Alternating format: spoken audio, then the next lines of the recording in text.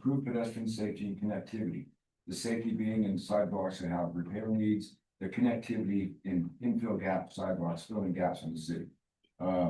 If applications exceed funding availability, we recommend prioritizing routes used by school children. Kind of obvious, but don't want to not state the obvious in this too. One of the goals is to offer financial assistance for both sidewalk installation and repair, the installation being the filling of the gaps.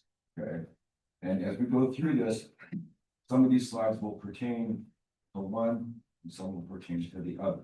Okay, and you'll see it go. I want to point out in the photo here, you can see the sidewalk just ends and it goes into an area that's undeveloped or there's lack of potential for more development.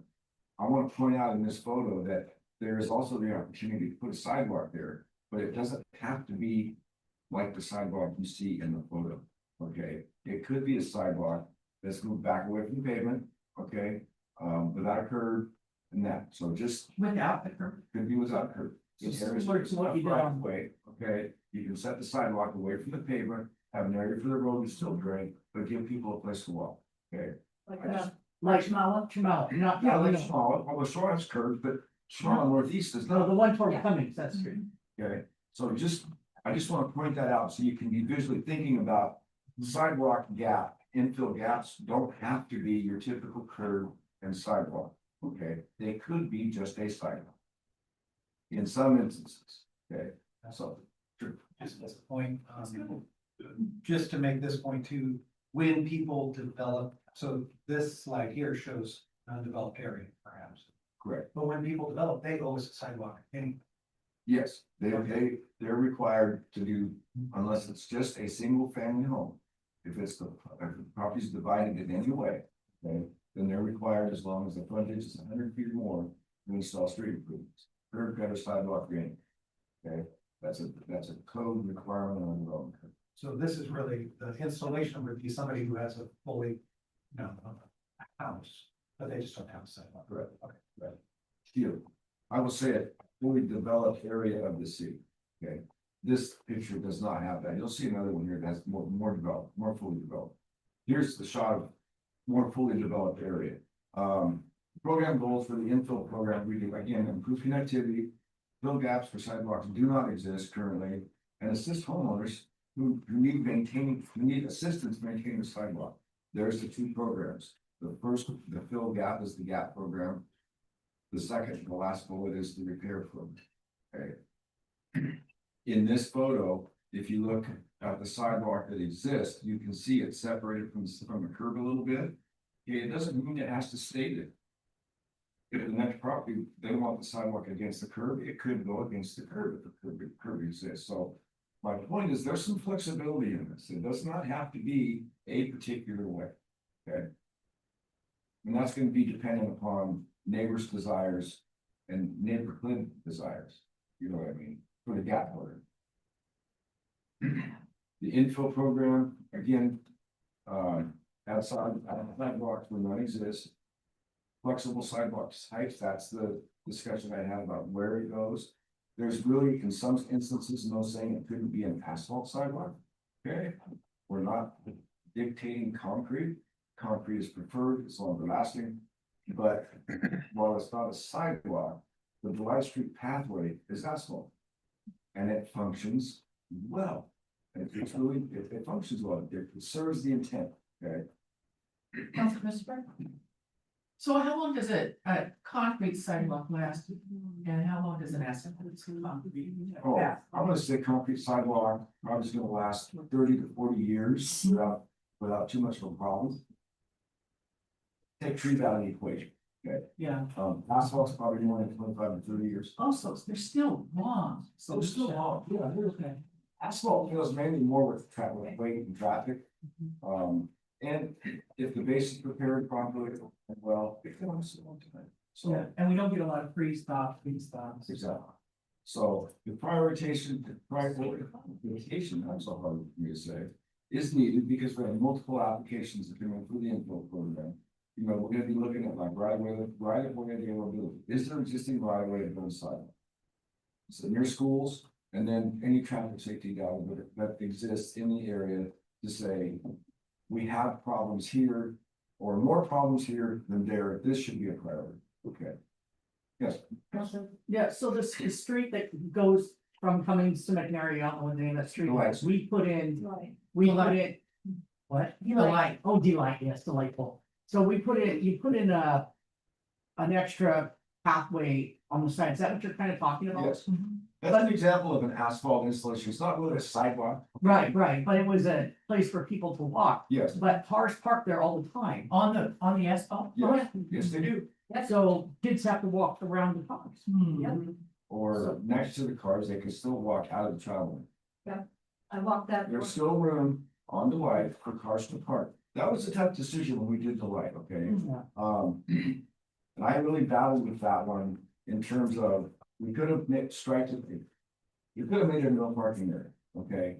And nobody could park in that strip. Well, that takes parking away from all the residents there. That didn't seem right. I mean, if I live there, I'm gonna need parking in front of my house, okay? And so we made it wide enough to allow for parking, but still give pedestrians a place to walk outside of the travel lane and strike it, so there is a defined travel width, okay? And it's really functioned well since it's been in service.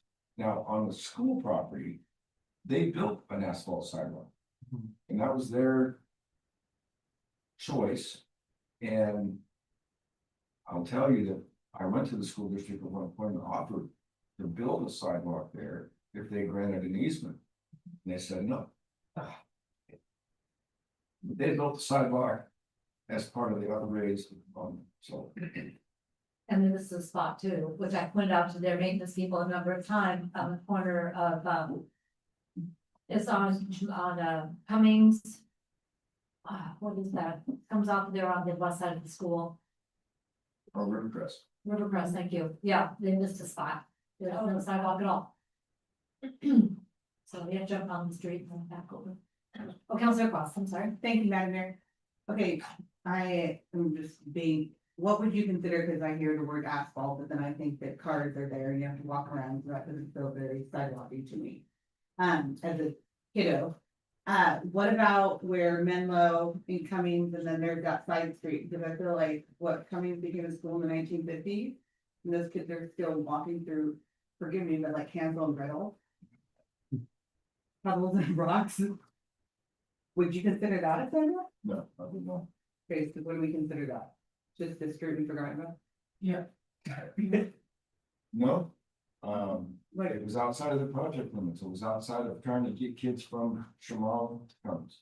That's on the south side of Cummings, and it wasn't forgotten about, but just as an area that wasn't included in that whole project. We did do some servicing when we built the speed table to get people a place. Primarily to comply ADA requirements, to give those people a chance to get and use the speed table. Had to have a hard surface, so it also benefited the pedestrians in that instance too. so follow up, so on that side street, is that still considered the light? No, that is, What is that going to? Menlo, what is that street? Menlo Cummings and then. Oh, I'm drawing a blank. No, Landworth, no. It's not the light. it doesn't Yes. look on. Yeah, okay, I'm drawing a blank, but I know it's not the light, I'm confident of that. right, no, it's kind I of. know what you're talking about. But you know what street I'm talking That about. whole, don't overlook the fact that that whole neighborhood, there's no sidewalks in that neighborhood. Yeah. Oh, yeah, no, I totally understand, and I know that that's a big project, I just been thinking about it more on like taking small bites out of the apple. That at some point, I feel like that is definitely, lots of generations and times have been walking down that, so I'd And love to see that in my lifetime. Cummings does have bike lanes, and something I learned Well, like, people still know what. on the citizen is that it's actually against, by state law, it's illegal for a pedestrian to use a bike lane. Right. I'm not making that up. No, I don't. When we widened Sunset and added the widened shoulders, okay. There was some discussion about making that a bike lane, because we lost parking. And in researching that whole topic is when I learned that if you properly mark a bike lane, it is then illegal for pedestrians to use it, and they can be cited. silly one in my mind, but that's the way it is, so. Okay, so on the repair program, the primary issue, or the primary goal is to fix damaged sidewalks. As we know, property is responsible to maintain and repair the sidewalks. This program can offer support through short-term financing, basically a loan. It can or can't? It can, Okay, okay, we can set it up that way. Okay. Liens could be available, I'm thinking that's a pretty rare instance, okay, for repair, all right? And then there's tree coordination and replacement that I would promote, we continue with what we've been doing, the what? the tree coordination and replacement. Currently, the city ordinance has all the tree maintenance, replacement, all those costs are the responsibility of the property. For many years, predating me being the director. We have a policy that if a tree damages a sidewalk and has to come down, the city will take the tree down, grind the stump, the homeowner replaces the tree and repairs the sidewalk. So we've taken some burden off the homeowners because we think it's the right thing to do. And So then you do that at no charge, we do that at no charge. but, and are they required to replace the tree? Yes, and they're required to repair the sidewalk. Okay, Okay, and we go into this upfront, and we go, no, this is what needs to happen. And coordinate with them to make the work, to get the work done. So, So I've got a question then, Molly was right. So, you've mentioned this before and that it's not currently in our, ordinances. Is there work being done to prepare that ordinance change so we codify what you've been doing? I am being pressured by a couple avenues in the city to update that ordinance, so that will be worked on, so very simple. My staff and the legal department are encouraging me to get that done. I think there's encouragement here as well. Am I wrong? no, So we would like to add our encouragement to this So- update. On the topic, I don't want to get away from this, Yeah. the main discussion too much. Do you lean toward trees in the right of way being the city's responsibility? For maintenance and repair and taking down and replanting? Is that what you're thinking? well, What have you been doing? Only when they damage a sidewalk. Right. That's it, but codify what we've been doing, is that what I'm hearing? I think that's what I. Okay. I just want to get clarity, so when I'm Well- going through that, I can do it. well, Okay. And, Council Christopher, and then I'll come to. so let's talk through this, I mean, they chose to put a tree there originally, no? No, Maybe not, Exactly, okay? If they bought the house, the tree was, they may have been there when they bought the house, they didn't have a choice. okay, They bought the house with the tree there, right, may have been, I mean. it was city code to put a tree. Let me answer that. A lot of the ones we developed over the years were planted before we were a city. Okay, the bulk of the ones we deal with are planted before we were ever a city. Gotcha. So I can't speak to being a code or was it a design feature? I don't know. But Honestly, now it's code it is code now. that you have to plant a street tree, In most subdivisions, yes, not all. really, why not all? Well, let me change that and say, they call them street trees, but they're actually planted on private property. Right, So that means the homeowner is responsible. Because they're on private property. The trees that If we, there's a sidewalk or if there's right of way or. the trees that we dictate are on city property, they're in the right, but they're in yes, the right of way. yes. Well, I think they're in the right of way. You know. Like, it's our responsibility, and I think if they're on private property, then There's a huge expense that comes. I get it, man, I get it. Citywide, Okay. I understand. So options. Mm-hmm, options are to codify what we've been doing for the last 20+ years. and tell me that again, If the tree damages the sidewalk.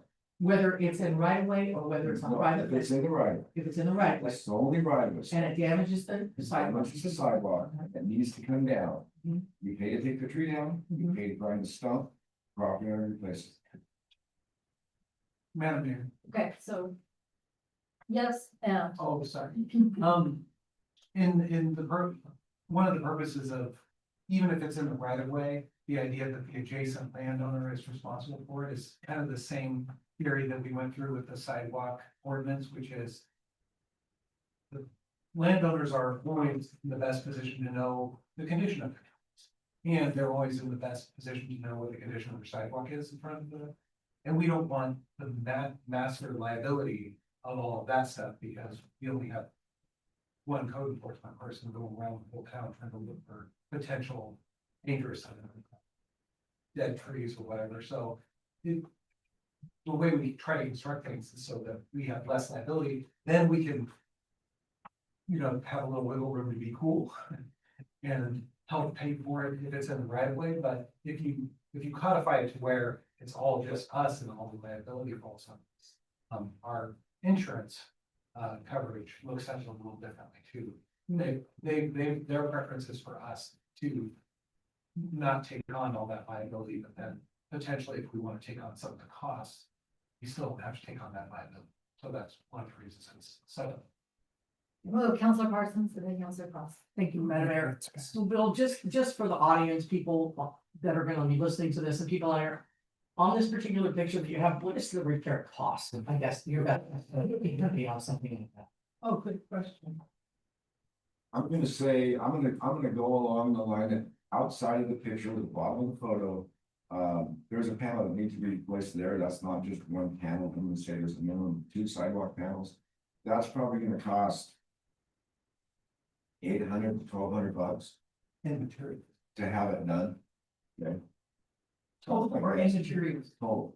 Okay. I think that's a reasonable number. Yeah. It may be a little high, it may not be a little high, but I think it's a reasonable number. To do the concrete, you're saying do it yourself, I don't know, $400. $100 concrete. So. Okay. Counselor Cross. Thank you, Madam Mayor.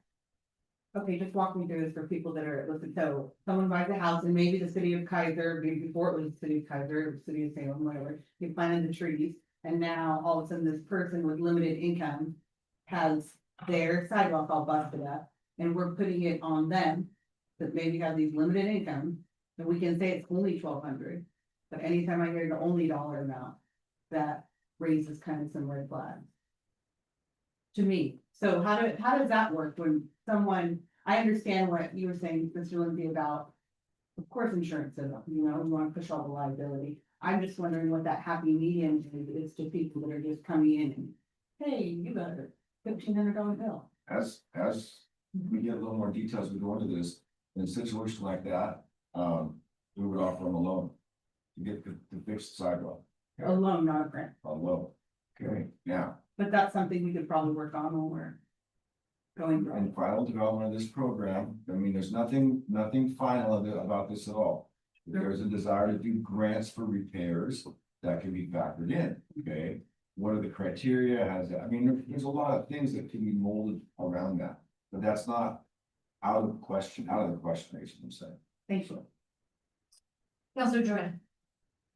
One of the things I would want to bring in the provision is if the homeowner is responsible for replacing the tree, they have options. There's not a lot of options on working a tree, things like that, but they can choose.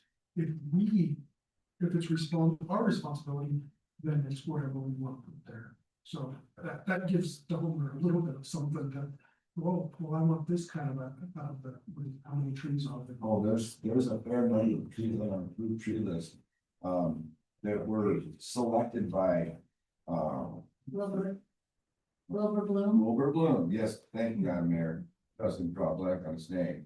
That are appropriate trees that are less likely to damage the sidewalk. And there's a lot in this, so you've got a lot of choices as a homeowner. So I just want to point that out. That gives somebody a little bit of concessions. Oh, I get to choose. Yeah, exactly, and they're designed to, by and large, have a taproot rather than those spreading ones, like the cherry tree that's cheering at my backyard right now. Jim, this is kind of implementation strategy for both, mainly more about the infill program. To start with a proof of concept, using $100,000 from the street fund. that comes from sale of property kind of station area B, for instance, okay? Doesn't take away from street fund operations. It takes money that's due to the street fund anyway from area B property sales. And sets aside, and we're saying $100,000. And not that's the allocated. discussion number, just, that's the seed money for the program. Figure out, understand the sidewalk section design, that's what I'm talking about. It doesn't necessarily have to be against a curve, it doesn't necessarily have to be a curve, okay? And it doesn't necessarily have to be concrete, okay? There are some options to consider.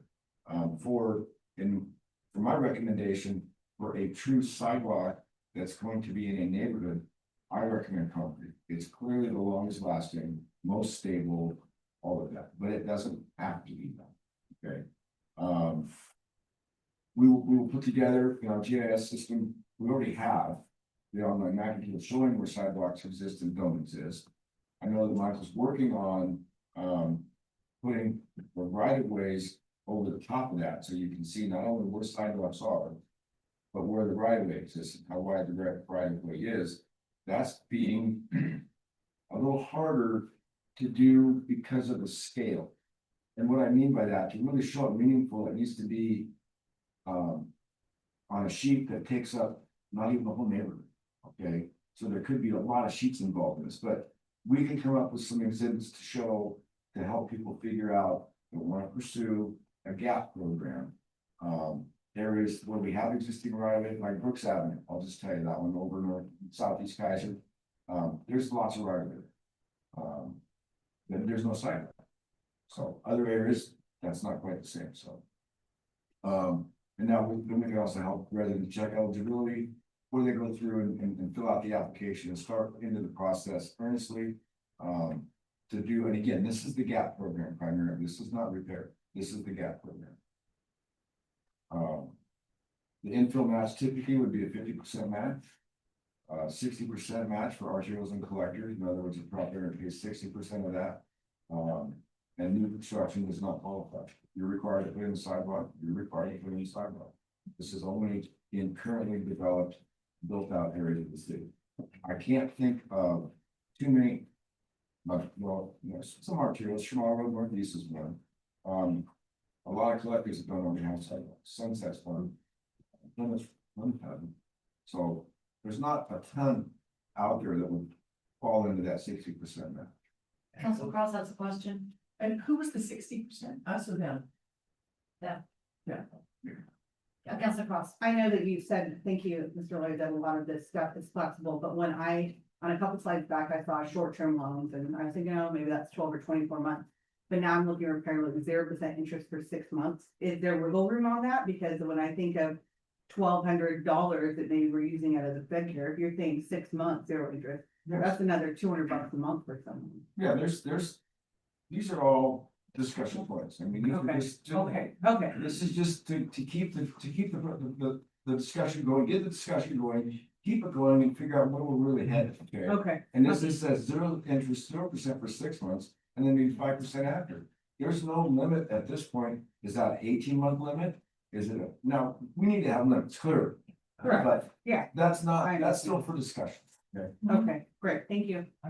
And I'll come to you, Council President Starr and stuff. So the idea on both of these, especially for the loans, is to get the money back so we can reload it out for other projects. Yes. Mhm. So we want these funds to actually be revolving. We've got a couple of revolving loan funds that take like forever and a half to come back. Yes. So these need to be on a pretty quick turnaround to make it possible and also keep it moving, keep it top of mind of the property owner, that this does need to happen. Yes. Council President Starr. Thank you, Madam Mayor. Mr. Lawyer, you might have said this and I was taking notes and missed it, but the 50 on the infill match.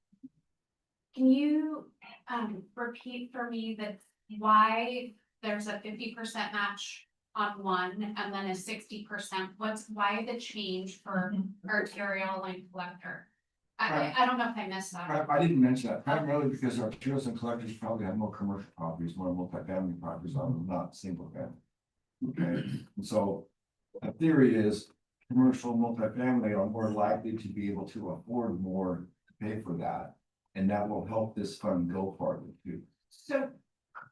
Okay, thank you. So could we, if we decide to kind of move forward with this, could we maybe change some of the wording on that and put in a clarifying that if it is a commercial property, it's this percentage, or if it's multifamily, it's this percentage versus someone who happens to be a single family home that happens to be located on an arterial or a collector. Start trying to look at that. Okay, thank you. And the other thing that we didn't include in here, that I thought about the other day, and I didn't get, this has already gone out. For the infill and the gap program, another, mechanism to use is a local improvement district. Okay, didn't mention it in here, but I think that needs, I really recommend that's part of it, because that gets the buy-in from the residents in the district, and the district can be formed however it wants to be formed. What I mean by that is it can be 2 properties or 40 properties, doesn't matter to the district. They all have to agree to participate in it. Okay? And clearly, 2 properties are probably gonna do that, okay? But that is a really good mechanism to, get the project and get the city paid back. In those situations, the city fronts the money, okay? And then they collect the 50%, 60%, whatever the percentage is, through either the taxes or a payment plan that is part of the local improvement. So I know that. we did one on Hornet Court and worked out really good. It really was very successful. How long would that be? How long is the repay on the LAs? I think that one was up to 20 years, but some people, they had the choice. It wasn't required. I mean, they went in, the property owners had the choice, and some of them paid it off. Just straight up paid it off when it was done. Other ones wanted time. And I think that's all, I know, that's all part of the formation of the district. And there was some flexibility in there that one property owner can have it one way and one can have it the other, and that is recorded against the property. Okay, How long is the permission to be put in LID? I don't know, a couple months probably. Time you get the application in, get the property owners to be a part of it, get it in front of council, be considered and approved. I'm like, I would say a couple months. That's probably pretty fast track, but I think it's reasonable. You think you have them? We've done. Let's say you have to. Yeah, we have to have the money to do the project and all that. That's not what all be done on the. That would all be done on the front end, if you will, discussion and forming the district. I mean, I wouldn't encourage anybody to do that if I knew there was no money in it. You know what I mean? So that would all be done on the front end and discuss payback or repayment terms and all that stuff, so. It takes more time to bid and build it than it does to form the LID. Honestly, Well, I got you. then budget, yeah, as long as there's money and funds, Well, and engineer it. Right. Hornet Court took some engineering, yes. took a lot, looked at Jacob, yeah, that took a lot of engineering, specific with everything being curved and so forth, but it turned out beautifully. And the property owners were also able to take advantage of the economy of scale by privately paying for their driveways at the same time. So there was a lot of, win-win-win in that.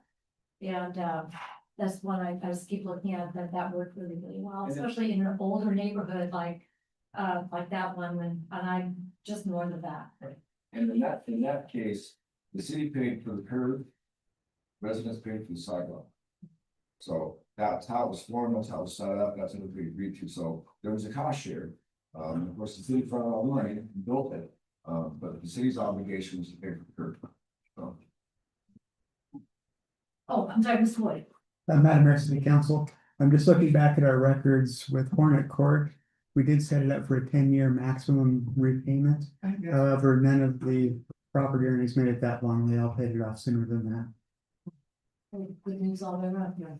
Yeah, thank you. but again, that's all done on the front end of the formation of the district, it's not, there's a group, one of these 5 years, will be 5 years, it's not, there's no. Specific time frame that has to be done to, that's what I'm thinking. Councilor Christopher. So maybe we do something like dependent upon what the actual costs are, what is reasonable for 5 years or what would be reasonable for 10 years. And then, Absolutely, and then they've got guidelines to go on. absolutely, yeah. The model repayment schedules that we could show to prospective, property owners. So as we formalize this program, we want to engage community, publicize the program, the renters and homeowners, that's another decision point, is it available to renters? Renters. That's a discussion point. Or is it just property owners? Okay, Well, this would be probably more the repair program than the infill program, okay? So it's a discussion point. I don't know how I feel about it, but that's just me. I think it should be property owner. I don't think the renter should have any responsibility or any involvement. But it doesn't mean it can't be that way, okay? And of course, we want to educate all the residents on the responsibilities and the opportunities available within the program. So, just before we go to that one, Sure. how do you need a renter? They don't. Well, you don't, yeah, you don't, that's, So, that doesn't make sense to me. I mean, I could see a good renter, long-standing, stable renter, maybe wanting to do a repair, okay? And be involved in that part of it, just because they like their landlord, the landlord likes them. The landlord doesn't want to deal with it, they really would rather have the renter, I mean, I can see that potential, that possible being out there. It's gonna be rare, I think. Yeah. I mean, honestly, but I don't think it's out of the picture, but if we want to be the owner, then let's the owner. I think that's the right thing to do myself, but Adam and I talked about this a little bit, we just thought it was important that it be discussed and it be out there that, the renters are part of the equation in this at some level, so. With the draft application in here, that's primarily geared more toward the infill program, but it can be used for the repair program. We need to define, or I should say, refine the repair program eligibility, amounts, all of that stuff. So that, it's a formalized program. What's the minimum amount we want to do? Is there a minimum and what is that minimum? And, I don't think we want to, maybe we do, but I wouldn't think we want to do a loan for $500. I mean, so what are the limits? What does that look like? Okay. Put that all into the application. The application is set up to go through the multi-level safety committee. For review, that's the GAP program, not the repair program. It might end up, we want two applications, maybe we want one for the repair program and one for the GAP program. Bingo. Yeah, because this says, yeah, infill and repair. Yeah, it's just that. That's the key confused. It's just kind of a rough draft, but get the discussion going. And that makes sense to me, the most sense to me is one for the repair and one for the gap, because criteria are different. Yeah, because they're different. Yeah. So. Well, on the, yeah, sorry, go ahead. Captain Ross. Thank you. This question is, I kind of just let Mayor know about this, but tonight on the city council, they're going over their sidewalk gaps too. And I was just reading their agenda and they got $6 million for their 2022 safety and livability bond. And they have like 9 projects to the sidewalk gap. Have we ever thought about doing something like that? No fun. Mhm. For the grants, A bigger bond. Yeah. But yeah, oh, bond, but they have, I mean, their committee, they're putting $6 million and you can see on their agenda for tonight, the list of where they're doing that. remember a bond, I didn't catch that. It was Salem You have their livability bond. Oh, in 2022. this part of we is never considered a bond, no. Well, maybe I'm not saying, I'm just I mean, it's, saying because seems like they've got a lot of sidewalks on I here. mean, it's definitely an option and if the community supports it, Yeah, then let's go for it. I have not ever considered promoting anything like that, no. I know, I get that it's a different conversation, but then I thought, when I'm looking at that, maybe those are some areas that probably wouldn't be able to do that without the support of the community. Well, of course not, you have to vote on. Right. Yeah, and it would be on property taxes for everybody, whether or not they have a sidewalk. If they bought a house with a sidewalk, they'd be paying for the others, and I think that's part of that bigger conversation. So let's put it in that for another conversation, but for this, getting this started, the seed money that can move through, and it doesn't put any additional tax or fee burden on any other property owners other than those engaged in a repair or an infill.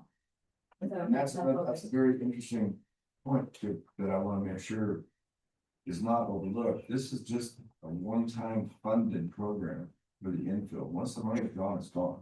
So for the repair program, it's recurring. Hmm. But if somebody comes along with an infill program of $75,000, that money's gone. We don't, at this point, have a mechanism or a plan to backfill that money.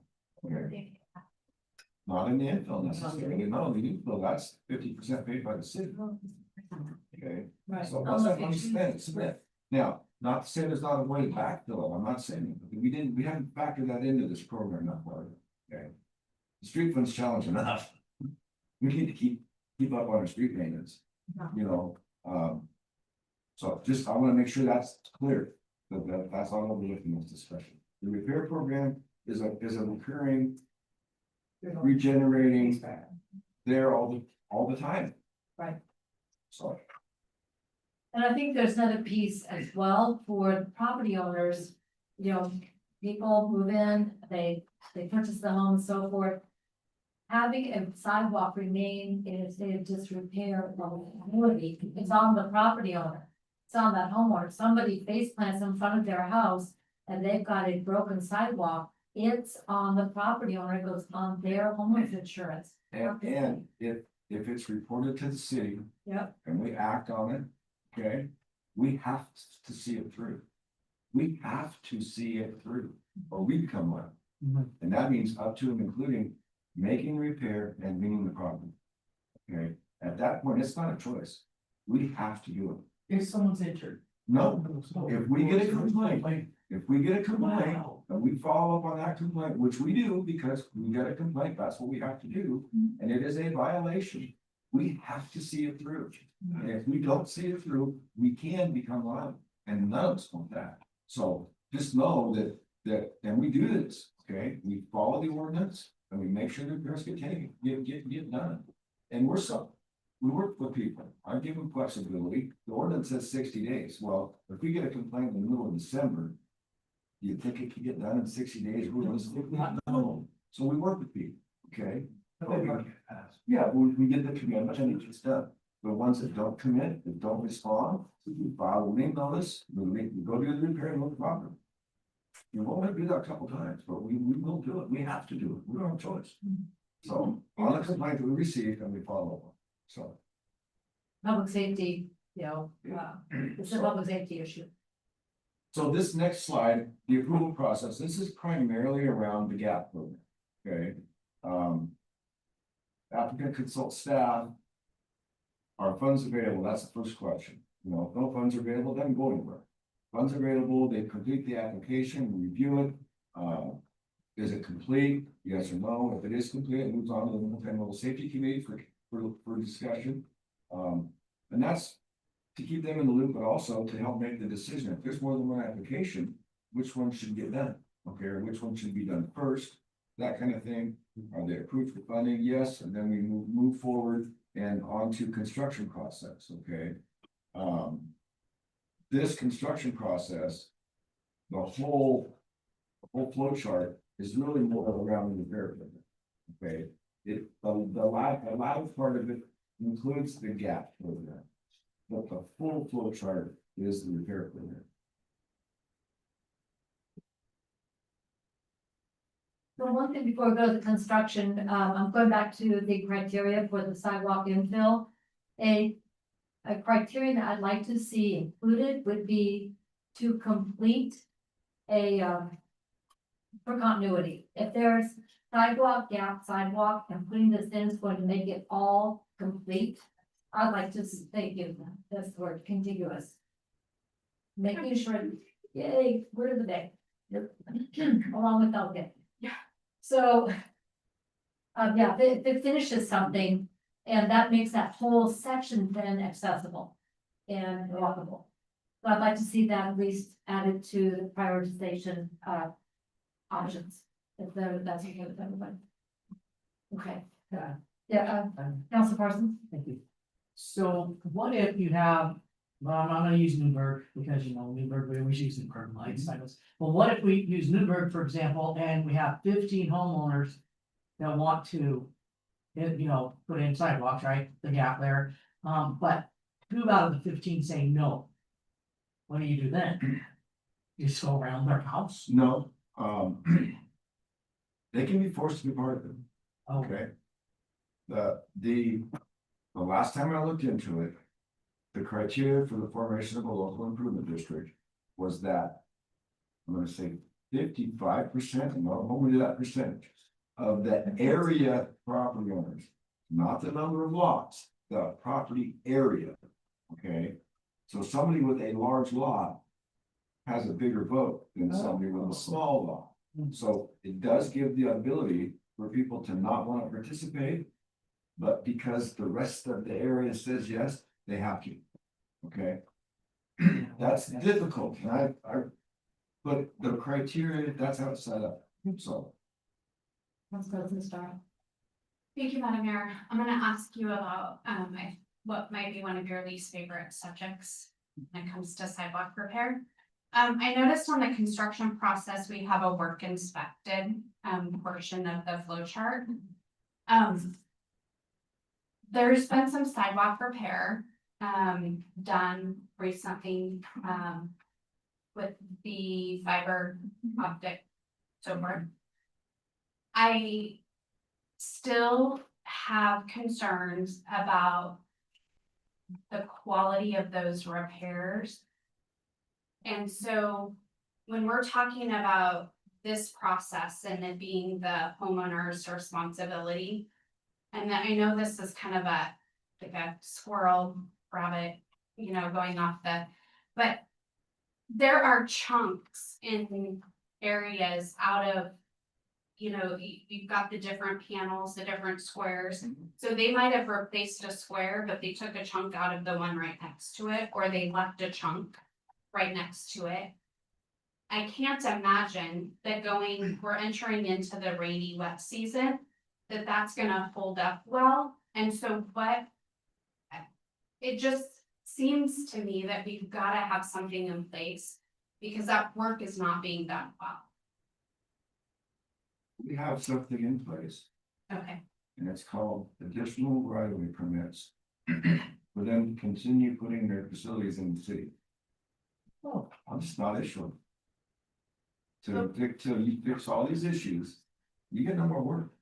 But we need the homeowners to inform us of this, okay? We need you as counselors that see it, the homeowners tell us, so we know there's issues out. I know there's issues out there. I just don't know where they are. So we need the specifics so we can hold them accountable. if you give me a list of where they've done, quote, repair work, I will go walk my miles looking at those sidewalks because. Citywide. there you go. Yeah, you keep on. Yeah, I'm watching my neighborhood right now because, they're repairing the sidewalks. The jackhammer was out there today. Yeah, I was last week. They went in the street, and you knew that, right, Bill? They went in the street on Willow Leaf. Just. I didn't know that, I'm not surprised. I mean, I know there's gonna be areas around the street. I got a picture from a home. Well, because my yard is now green and blue and orange and red, like there was no place for them to dig, and they didn't wanna do like this. They have to go straight. They said they got permission from the city to put these little holes to put their line through, so, and then they just patched it with asphalt. Probably, they probably talked to Lyle, who's been my lead person on that, okay? And what they did is they back extra pothole where utility was so they can bore across the street, right? That's standard practice. Not just specifically, we do the same thing at times. Okay. Yet you, by law, you have to, if you're gonna bore across an existing utility, you have to identify it, you have to find it, okay? Or go down more deeper than you're putting your facilities and make sure there's nothing there, okay? But that's pretty standard and I would bet they talked to Lyle. Yeah, anywhere I can get a list of everywhere they worked, I'll get it to you. Send it my way. I will be. I got a picture today from a resident. I can't believe the contractor did this. They bored down in a sidewalk, went down through a sidewalk. And did what looks like an area about this wide, angled that was across 2 panels of sidewalk about like that. And then filled it full of asphalt. Now, I know it's temporary, okay? Yeah, I saw that too. But I couldn't believe the way they entered down through the sidewalk like that. I've not seen that one. So. We've let them know. You need to finish these areas before you keep working. And they're doing a lot better. We don't have near the number of issues that we had before. There's still issues, and there's gonna be. It's too big of a project to not have. I mean, that's just reality. But there are a lot less than that, which is very encouraging. So I will get that to you. That, Councilor Cross. Thank you, Madam Mayor. I know that we're doing a lot of work on this. This is a two-part. So approved applications, I think that when we do engage with the residents, it'd be good to know if there's a point system and how we're saying yes or no. So everyone feels like they're being treated fair and equitable. And then the other thing I saw goes from approved application to the homeowner. Or tenant have bid, and if it's no get bid, I think that in today's day and age, there's lots of people that take advantage of people. So if we could even point them in the right direction on maybe a list of people that they can get bids from. we can provide a list. We can't make a recommendation. Right, but We can provide a list too. I We do mean, that on a fairly regular basis. That's the itemized stuff. yeah, Yeah. no, yeah, just putting it out there, especially since we're trying to engage with the community more. Okay.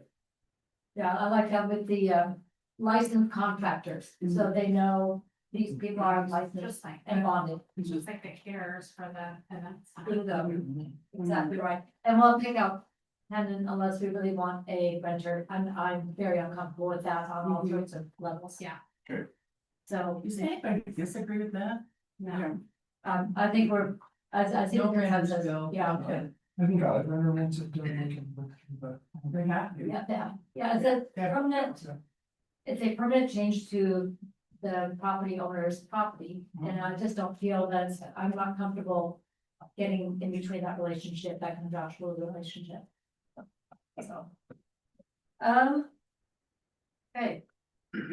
So the next steps, we have a 3 month goal is finalize the draft of the program, both programs. We'll make sure that we're clear. There's 2 separate programs. Yes. Okay. Mhm. Present that to the multimodal safety committee, for their input. The program to the council for approval. And then acquire the money. Yeah.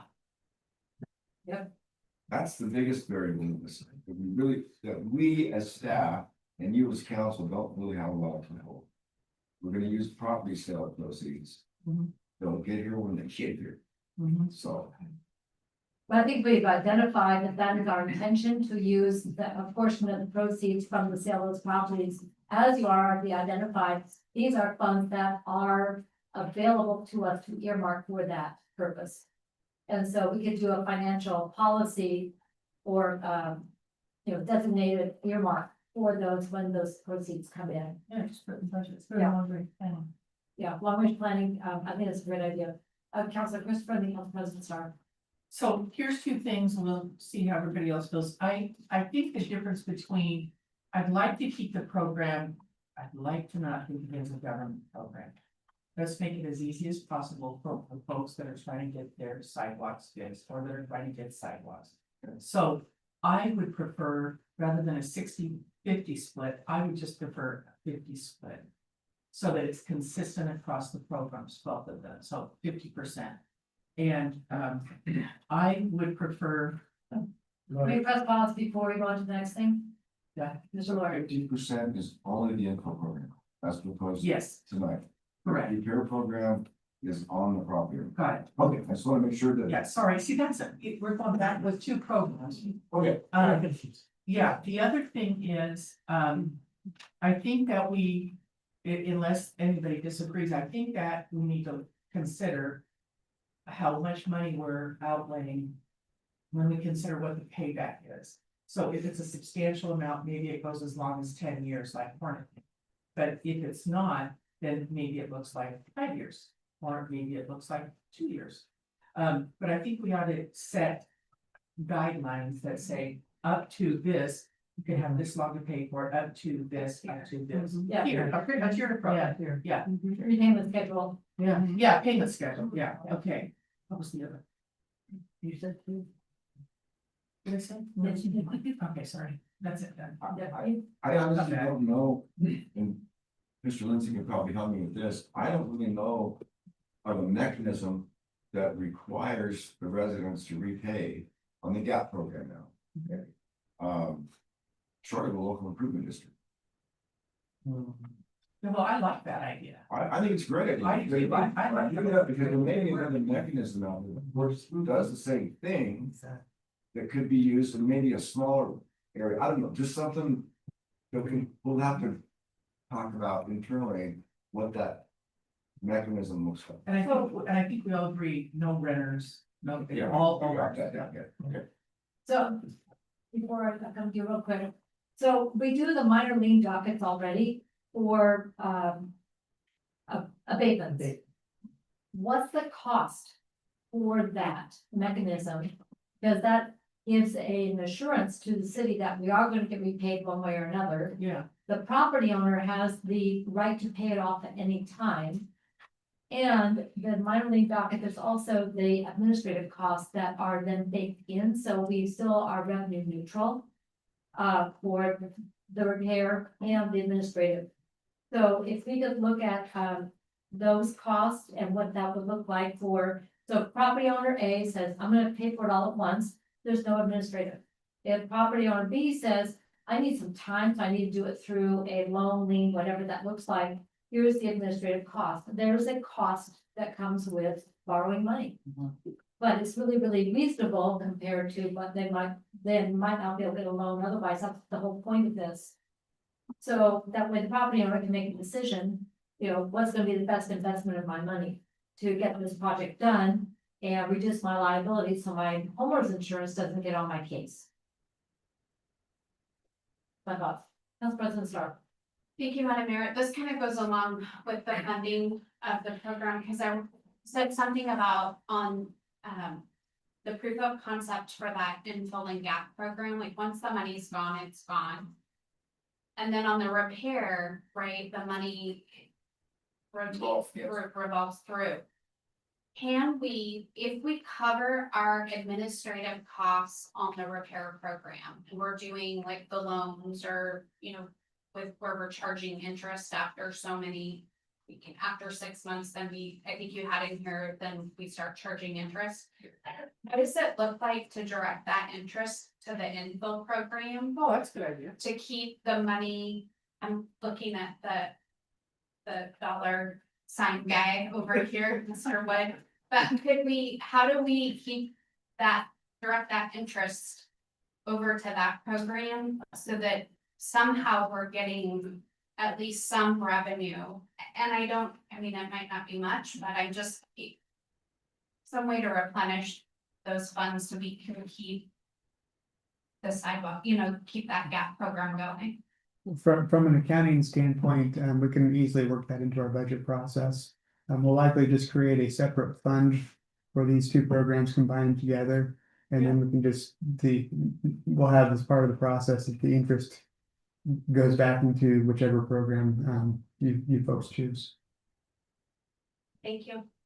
Councilor Christopher. So how much, so we've got the GAP program starting at 100,000, did you just pull that number out of the hat? Yes and no, the programs are $100,000. Okay, not just the GAP program, that's a repair program too. I came up with that number as a reasonable number that will go a reasonable distance, if you will.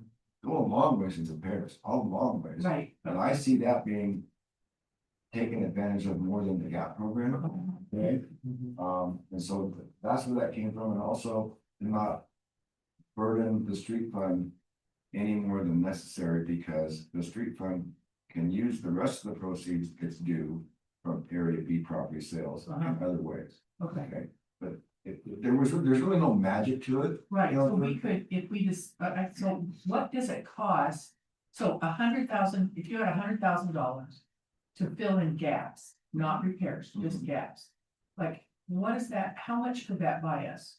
Well, that's a good question, because it very much depends on how much we're talking about, because if you do 1,000 feet of sidewalk, it's gonna cost less per square foot than 200 feet of sidewalk. Exactly. Okay, so right now today, I'm gonna tell you a reasonable number for sidewalks, about $15 a square foot. Okay, so that's a 5 by 5 panel, 15 times 5, what's that, 700 bucks? See, it's not a lot. It's not, Yeah, it's not a loss, so, I'm just asking questions. but remember. 50% that's paid by the home. So it goes twice as far. Yeah, and still, it's not a lot. Well, I mean, That's that's been the problem. It's been really difficult for us as a city. And I don't know what the answer is, but we have not made, in my opinion, strong progress towards getting our city. With maybe, with sidewalks everywhere, it's just been hard to figure out. So it's. that's why I want to know about the 100,000, because we could determine. Like, we wanna get X amount of feet of sidewalks a year, X amount of feet. You know, we want that, like, we set a target and say we wanna put X amount of sidewalks. Together, how much does that cost? And then we allocate those funds from the proceeds of the sale of property. And set up with our strategic plan, set it up for 5 years. Okay. I like the idea, the concept myself, but I again, do. you've gotta find willing property owners. Yeah, That's the but problem. that would be, I think that would be an easier task to overcome if we had something in place. I think we gotta put it in the strategic plan. I think we gotta set a goal, and Bill, you gotta help us with that to say. I would just like to be able to say to folks, we're making progress. We're making progress. We've set a goal of 10 feet of sidewalk a year, whatever. You know, we've set a goal and we've made that goal. I would really like to do that. How do y'all feel about that? I mean, yes, and I'll go to Councilor Cross and then. Thank you, Councilor- Madam Mayor. Yes, I think people want to do their money. Yeah, let's give ourselves a goal. Right. So, yes, and. The willing property owner is an issue. Remember River Road Renaissance, we couldn't give the money away because the property owners. We were absolutely not willing to work with the city. So I think part of this is going to be outreach to the property owners, the same problem we have with Newburgh. For getting streetlights. The residents want them and they want them bad. They don't own the property. Yep. And the property owners have been non-responsive. That's why we haven't been able to reach the threshold for the streetlights on Newburgh. Well, if I would like that as part of your proposal back. Sure. Tell us what is reasonable. Tell us what is feasible on an annual basis to add sidewalks. Associated cost with that, and let's see what we can do. Data. Counselor, Duran. You may have covered this, Mr. Lawyer, but what about streets that don't have curbs and gutters? But they want sidewalks? You said they could have. It's possible, if there's enough right of way, to set the sidewalk back away from the pavement, get the street place to drain. There's no reason we can't put a sidewalk down the town. We don't like this much. If you look at Schmal Road Northeast from Berta to Lockheed, well, Berta to Schmal Road technically. There's areas there's no curb, sidewalk setback, we just follow the Yeah, ground. yeah, I absolutely. mean, it's doable, it's unique if you will, but it's doable. And in some areas, And it's it's very better doable. than what we have. Exactly, Because there's quite a few streets that yeah, and in some like Newburgh was mentioned a couple times tonight, That's there's great. lots of right of way there, 60 feet, so we could do a sidewalk. Progress over perfection. I mean, That's our new lock motto. so, Yeah. Yeah. Counselor Cross. Okay, since we're talking about progress over perception and No, passionate perfection. perfection. How do we communicate? So if somebody, just walk me through this real quick. Somebody says that piece of sidewalk is not good. I'm calling the city. How is the city communicating with that homeowner? Do we just give them a ticket? No. first of all, we register the complaint, well, we do an inspection, is it a violation? Okay, There are criteria that we follow, if it's a violation, we then send them a letter saying, yes, this is a violation, here's pictures included, you need to repair the sidewalk. And you have 60 days to do it, that's a standard, okay? I think, I don't know, the council bills, I think in this world that we live in, we can even take a look at that letter and make sure that, you know, if you open a letter and you're having a bad week or month and this is like, fix it now, like, oh my gosh, the Well, city we'll have that, program outlines. yeah, So it'll say in there how long they have. yes, but I'd love to see what that letter looks like. Yeah, could you include that time letter? Or, Rewrite it. I don't know, I mean, nobody wants to get that bad news. That's what I Nobody mean. wants to know, you know, they've got a million things to do with that money. It's a sidewalk. Right, but they know. Let's be kind. However, there's kind and there's also, they've let it go and neighbors are tripping and falling. Yeah. Yeah, I'd say that, I'm just really worried about the Totally seniors, don't. the neighbors, seniors that aren't going out as much as we are, so that. We are not just sending them to people that live in the world of sidewalk repair, and like, some people just don't know. I'll get a copy of the current violation letter, okay, that's what I'm gonna call it, and so you can see it. But Well, keep there's in a mind- friendly termite. That's what I just said, Keep in mind, keep in mind, it also includes required legal language. So that we have done our part the right way and set the stage if we have to lean. Okay, Yeah. because we have to do things a certain way to get to the lean point, not that we wanna get there, Right. but we've got to be able to get there. You can do all that. So there's only so much of niceness can be included, okay, but I'll get that to you, absolutely. Thank you, and then just follow, I get we have the best there, Mr. Lindsay, but I mean, if there's some kinder, how can we help? I think that goes a long way in us being the. And know that from the staff contact standpoint, when they get a letter, they're directed to call, and they do. And from that point, when we make contact, Yeah, that's where we start working, yeah, I believe it. okay? And whether it's code enforcement, planning, public works, it doesn't matter. We all treat them the same way. Yeah, no, I get that, I mean, I'll help you figure yes, this out. and maybe it's a That's follow-up the- letter, these are people that you can And, use and, to. and my recommendation, that's the point of the process that the loan program comes up. You don't put the loan program in the violation letter. No.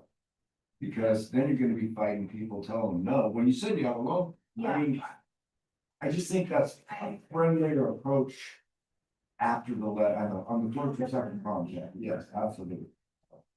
For example, over on Shoreline, I noticed there was two slabs that a tree root had put up like this. And last week when I went out for a walk, they'd gone through. Apparently picked up the slabs, cut that tree root, they're now flat, it's wonderful, and because I was looking for it, because you have to go up and over. Because it was like, you know, the Matterhorn, and now it's flat, it's gonna be as great, so. Thank you, Madam Mayor. So in that letter, in the context of that letter, do you put places that they can call to repair? Because I wouldn't know who to call. I don't think the standard letter has any contractor, this I'll find out, I honestly don't know for sure, but I don't think it does. But you know, when we get that every year for I&I, they give us a list. Oh. You know, they give us a list, you know, every year, and it's, yeah, I don't know, how many people you got on there, a bunch. For, Or what's it called, is it I&I? What's it? backflow testing, Yeah, backflow testing. that, yeah. Yeah, I think there's half a dozen at least on there. Oh. At least, probably did, on the whole page worth actually, I think. Yeah. So it'd be like that. So that's a good resource, since we have it, to make it available to people, again, as part of that, fraud protection. So people call reputable licensed contractors instead of, you know, some fly by night that. And we do offer options because some of the repairs don't require replacing the concrete, Right, okay? shaving it You can down. find it. In some instances, that's a very appropriate fix. Mhm. So we do offer that as part of the process as well initially, so. And I think one of the things I'll come to you, that our public works and our staff does really, really well is that personal contact. Right. Once the contact's been made, looking for the options that work for that property owner in that situation. Mhm. And then they can go ahead and make the repairs, but they've been, you know, given what they are going to need for their particular situation instead of one size fits all. That's the difference. I'm gonna go Council Christopher and then Council President Starr. Okay, so I just put in, what are alternatives to non-compliance or violation? Code compliance matter, city code concern under review. Possible ordinance non-compliance and a compliance issue. All of these are a softer, gentler, like it's not going to be, you know, I just. Want to be in a line. No, I just really feel in alignment with Counselor Cross that they're already, now this is bad news we're giving them. So let's deliver it in the best tone and language that we can, because like the mayor said, once they get to a staff member, I think you guys do an excellent job. I've experienced myself personally, and it's exactly as she says. It's tailored to the individual customer, but that initial like crap, I've got, seeing the word violation, it's almost like, I've already got a ticket, and here it is. That's all I can say. Council President Star, example. Thank you, Madam Mayor. What if there are sidewalk gaps that are identified perhaps by like the multimodal safety committee? How do we address that? And it's not necessarily identified by, To fill I'm those sorry, I gaps. thought I heard Mr. Dubster from the audience with You did. something. Okay. This is fine. My response to that is if it's identified by the committee, which could very well happen, Yeah. then somebody's gonna have to reach out to the residents to get their participation. Okay. Who is that? Somebody? I don't know. Okay. Like if we need. And that, for the info program, yeah, then you gotta have buy-in from the property. Or percentage, high percentage. I'm gonna give you an example of a code enforcement, so I turned somebody in because, I walked my neighborhood. And there was a place where there was a tremendous obstruction of the sidewalk and I had enough. So I turned it in. And I found out later that the wife was like, yes, finally, because her husband had been putting off. And that letter finally got him off his cushy couch and got him taken care of, and she was absolutely thrilled. So there you go, it was part of helping support a marriage. There you go. Here we are. Same area. We did it. One complaint at a time. Same marriage. That's right. They were delighted, that's so I was delighted, and so I was fun too, because I could walk through there. So anyway, Councilor Parsons. Yeah, I just wanna say. We helped an individual, I don't know if I told you this, with an abatement. He is a veteran, and so he had broke his foot, he couldn't mow, he couldn't do anything, he had blackberry bushes. It was horrible. So when you sent the letter to him, it also said, look, contact this group. I think it was a church group or something, and call them and they will be happy to come and help. So I thought, I saw that letter. And I thought that it actually wasn't too bad of a letter, and the fact that you recommended, or you had people in line that said they would come help. Was much better. We were able to take care of it. It took 2 Saturdays, but we took care of it. But I didn't think that was a bad letter, so I guess I'd like to see, are all of letters kind of standard or different, because they're different things. They're different, from my understanding, I don't see a lot of the code enforcement letters, okay? Okay. So I'm using my experience and what I've seen over the years. When you have an established group or people out there in the community that are offering to help for those kind of things, absolutely include it in the letter. I don't know that we find that for concrete. Okay, Seriously. to be a regular enough thing that we could put in a letter to residents. Okay, I'm not saying this couldn't happen, but that's. Concrete work is just hard work. Yeah. I mean, it's just hard work. Yeah. Well, And it takes a certain level of skill. Yeah. To finish concrete. So it's possible. And if we can do that, we'll certainly add it in there, absolutely. Just like I said, we offer options to do the repair. We don't just say replace it because it doesn't take. Neighbors help your neighbors. Yeah. so- but we also want to make sure that the work is done to code. Yes, So we don't want somebody coming in, sure, I can pour a little bit of concrete and smooth it over for you. And then next week it's coming apart, or, because that increases the cost and liability to the homeowner. So making sure that they're licensed and bonded. It's also important for the homeowners insurance. Their insurance company's gonna want to have that information. Yes. So. So that's why you- and we require permits for sidewalk work for anything more than 2 panels. When you got 10 feet of sidewalk, you do without getting a permit, okay? We've made that conscious decision because, one, it adds workload to us. And we feel that for the most part, if you can't put two sections of sidewalk back correctly, then you need to tear it out and do it again. You know what I mean? And having to go through the permit process, the added cost and everything, because a lot of these things are 1 panel, 2 panels, that's it. Right. Any more than that, then we require a permit because that means it's a bigger. Not problem, bigger damaged area. Same time, so. Councilor Cross. Thank you, Madam Mayor. Okay, this is just for me wanting to get educated. how many every year do we put liens on people's property because of not fixing sidewalk repair? I think.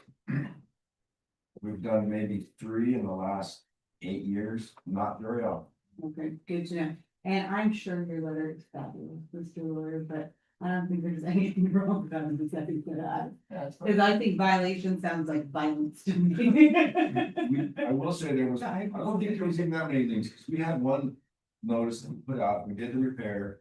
And before we could further the lien, they came in and paid. I think in that one, they just don't want to deal with it. They just didn't want to deal with it, let us deal with it and pay us to fix it. And it just happened to be right across the street. So, Thank you. So looking at our priorities, concerns, and next steps, what I'm hearing is, the priority is to have staff come back with the fully developed proposal plan and send it to multimodal safety for review and comment. And then bring that back to us for review and then adoption. Is that pretty much the direction to go here? Mhm. And then, any concerns, we've been talking about, the funding, the criteria, we talked about, having a payment schedule, loan schedules that give people an idea of the size of cost for the repair and whether they get a loan or a lien and so forth. So that will be included. Also getting the list of certified licensed contractors. And then next steps would be to follow through as we just delineated. Does that sound about right for next steps? Yes. Okay, Councilor Christie. Hey, I just wanna say, good job, Bill Lawyer. This was really good. This is exactly what we talked about a few months ago. I think you hit this one out of the ballpark. Now, do you have everything you need from us to just wrap it up? if I don't have it written down, I know where to get to. Good. Yeah, I thought you wrote it out. I have to say, this wasn't just me, okay? Remember what I said in the beginning, Adam put most of this together. With Yeah, our it's input, very so kudos to Adam as well, Yeah. okay? Great. Thank you. Good job, good job. Great teamwork on this. This has been a long time priority, and now that we know we have a possible funding stream, we'll be able to take from, concept into that we can actually fund and make this work. So thank you for watching out for that opportunity. Councilor Christopher. And don't lose sight, I don't know if that goes to Tim or if that, there's probably, I don't know where, but that. Give us a goal, give us a 5-year, how much sidewalks we can do every year for 5 years. Okay, great. The other thing I just thought about, kind of an additional answer to your question about where the $100,000 came from. I did think that was a reasonable amount that in most given street fund budget cycles, we could find $100,000 for the program. Great. If the money ran out, not every year, okay? Certainly not the current year, because we've got murder cops that are huge, but that's a number that I felt was reasonable Yeah, that could potentially be available. great, That's. that is great. So maybe that's where we start and find out what 100 grand buys. Okay. Okay, Okay. thanks so much, Bill. Okay. Well, exactly, and that idea that once we've got that proof of concept, that we have an idea of how much we can sequester and use rather than have a big pot that we can't use, and then people look at it and go, why are you sitting on all that money? Right. It raises questions with the taxpayers, so I think being able to get this money out into the community makes a lot of sense. And it's very project specific. And I think that's something that will land well with the community. Final thoughts, Councilor Parsons, No, good, you answered it. Councilor Cross. I'd just like to reiterate, great job, city statute, Thank you. Bill. This was a great work session. Terrific. Council President Starr, good job. Thank you. Councilor Christopher, Yeah, great job. Councilor Durant, Good job. we are agreed. This is great, wonderful, and the time is 7:25, and we are adjourned. And just so you know, I did take that picture. The fun- I did. Yeah. I did. That is so cool. That is cool. And Where'd if you you, take it? So, From? look at this, guys. From the water. Let's see for, One of those 9 no, it was a,